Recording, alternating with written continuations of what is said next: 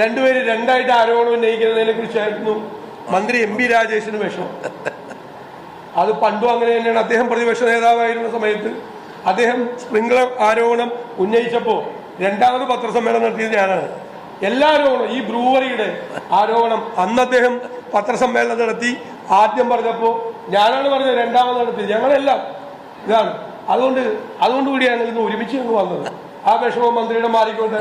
പിന്നെ മന്ത്രി ഇന്നലെ പറഞ്ഞെന്താ? ഇന്നലെ പറഞ്ഞത് കണ്ടില്ലേ, ഇന്ന് നിയമസഭ തുടങ്ങി, ഈ ആരോപണം ഉന്നയിച്ചില്ല, അടിയന്തര പ്രമേയം കൊണ്ടുവന്നില്ല.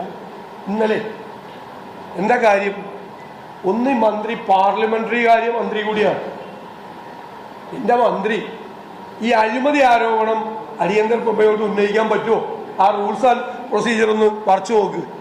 അഴിമതി ആരോപണം അടിയന്തര പ്രമേയമായിട്ട് ഉന്നയിക്കാൻ പാടില്ല, എഴുതി കൊടുത്തിട്ടേ ഉന്നയിക്കാൻ പാടുള്ളൂ.